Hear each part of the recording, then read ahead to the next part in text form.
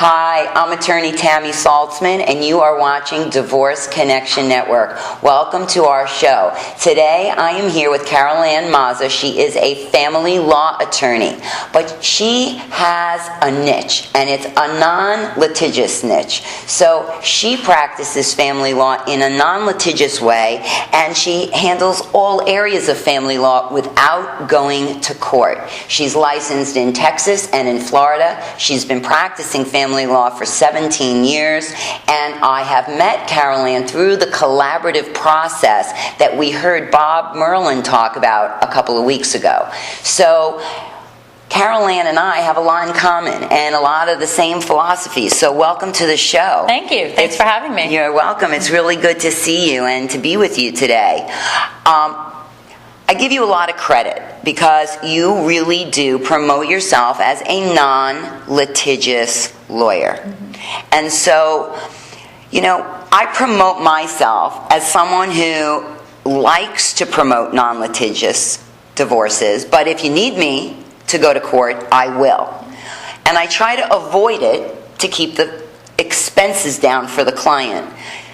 Some clients feel like, well, she's not a shark. She's not one of those that really wants to box it out. Right. So those clients end up with other people. Yeah. And that's okay, right? Yes, of course. So tell me about your practice, the kinds of people that find you, and how we were talking about philosophies. So why don't you tell the audience a little bit about that? Yes.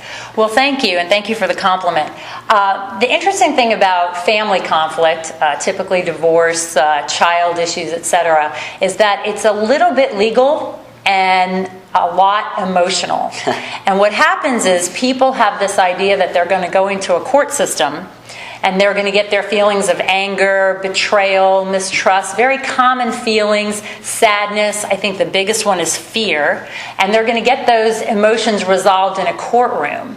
Sadly, the courtroom is not that place. The courtroom is specifically designed to leave the emotional aspect out of it. We've all heard of no-fault divorces, correct? I'd love to interrupt you briefly because I think a lot of our audience might have a warped view of what happens in court due to these reality shows that are now on TV called Divorce Court or Judge Judy type of shows where it's very much a Jerry Springer type atmosphere.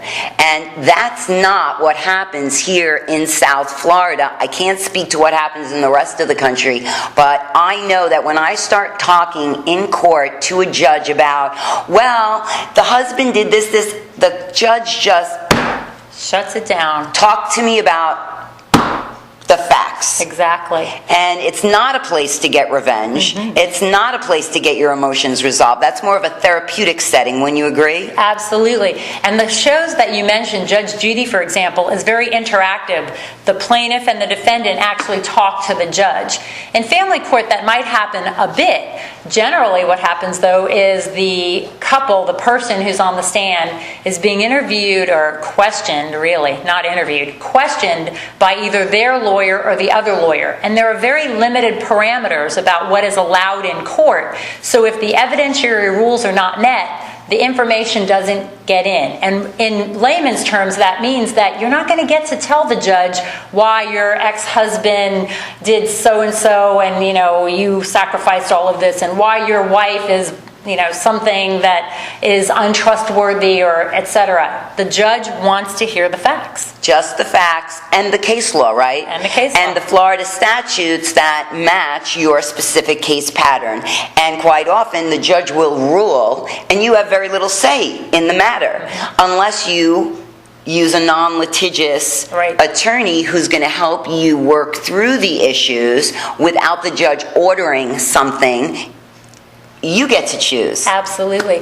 I find that once a client comes to meet with me and we start talking about what it is they really want to accomplish, they become a lot more comfortable, because the more information that they have and the more that they're educated, and that's my job to educate them, the more they understand that they can overcome the fear of the unknown, that they can have a lot more say in what's going to happen to their post-divorce family, for example. And more information and more knowledge is power. And in the processes that I promote, for example, collaborative divorce, mediation, etc., what I like to call consensual dispute resolution methods, because the couple is actually voluntarily engaging in this process, these processes, to work together to resolve their issues. And at the end of the day, they're the experts on their family. The judge isn't the expert. The judge has never met the family. The judge will never meet your kids, except in very rare situations. And the judge is only with permission. And only with permission. And the judge is not going to get to know you and or your spouse. So the real experts are you and your spouse. And once you're able to overcome some of those fears, those emotions, and really start utilizing the information you have available, you're able to come to a better agreement that works for your particular family. So, as I mentioned, we were talking about this before going on air about philosophies. Some people come in, they're so angry, and they just want to, pardon me, but screw their spouse. Some couples come in and they bring you an agreement, and they say, we really have agreed to mostly everything. We just need someone to put it in legal ways. Yes. So there's all different types of philosophies that people have. Some people are, I don't know, let me call my mother. Some people are like, this is what I want, and this is how I want it done, and I'm not going to compromise at all. So we meet lots of different personalities. Absolutely. And people who have different philosophies about how it's going to happen. Yes, right? That's true. I always find that when a client begins the litigious process of, let's file a motion, I sit down with them and explain to them, well, let me tell you what that's going to cost you. Sure, yeah. Let's, and if you want me to do it, I will. So we've got to prepare the motion. We've got to do a little legal research prior and pull the case law and make sure the case law matches our issue. Yep. We need to review the motion, usually get the client to review the motion. Sometimes we have them sign the motion, right? Because you can go in and tell a lawyer, well, my husband did this, this, and this. We don't know. Right. So we get them to sign it as an affidavit that they're saying that happened. That it's true, right. So we find all different types. So the kinds of clients that would use a non-litigious lawyer like yourself would be a client that really wants to have more control. Absolutely. Make their own decisions.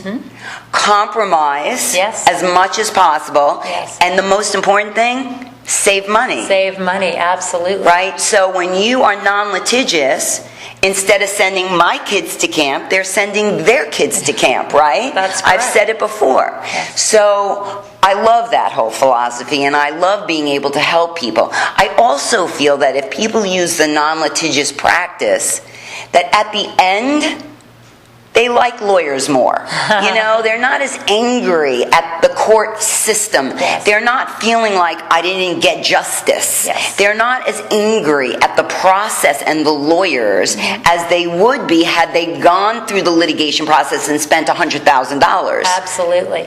And I think something that the public might want to realize is that when you are involved in this kind of trauma, and let's face it, the breakdown of a family is traumatic. You want to take action. So the first thing you might do is go to a lawyer, and the lawyer says, okay, we're going to file the lawsuit, bum, bum, bum. And then you sit and wait. You wait for your spouse to be served, and there's a certain time frame that the law says that they have to file an answer, and then there's documentation that goes back and forth between the lawyers, and you're not seeing any of that, except maybe you're getting copies of what your lawyer is filing or what the other side has filed and served on your lawyer in the mail. So it can be a very unsatisfying situation because you're not involved. And it sounds very weird. You're not actively involved in a situation that is so intimate. It's making decisions for your own family, and I can't imagine something more intimate and more private. Whereas in the consensual dispute resolution methods like collaborative law, for example, the couple meets with their attorney, and we all get together and we decide actively, with most input from the couple themselves, what are the important issues, what are the goals, how do we want our children to be raised, how do we want our marital nest egg to be divided and preserved, because like Tammy says, the lawyers are often the ones who get a big part of that marital nest egg. And so when you're wanting to screw your spouse, you're in effect screwing yourself and your kids. Absolutely. It's always better to give your spouse the money than the lawyer the money. I totally agree. Would you agree that if one of our listeners wants to find a non-litigious attorney, using the collaborative divorce lists would be a good place for them to start? Yes. Because even if they don't utilize the collaborative process, which by the way costs nothing extra to use, but both parties need to agree, even if we don't agree, that would be a good place for them to find someone that uses non-litigious methods, right? Yes, absolutely. There are 3 organizations in South Florida. There's the South Palm Beach County Collaborative Law Group. There's the Collaborative Family Law Professionals of South Florida, which is more of a Broward-based group. And then there's the Collaborative Family Law Institute in Miami-Dade County. Any of those organizations will give you a list of attorneys who, number one, are specially trained in collaborative law, which Bob Merlin probably talked to you about the other day, and also have more of a settlement-oriented approach to helping their clients resolve their family conflict. That's great. So we've talked a lot about collaborative. You know that I promote collaborative. You can go on divorceconnectionnetwork.com, go to resources, click on collaborative, and every single organization in South Florida will be listed there for you to click on it, go to members, and there you're going to find lawyers that like to be non-litigious. So if they want to reach you, yes, and I know you work in South Fort Lauderdale, how does our audience find you, Carolann? Well, you can go onto my website, which is www.collaborativenow.com, or you can call my office at 954-527-4604. Thank you so much for joining us today. It was a pleasure to have you. Thank you. It was really great to be here.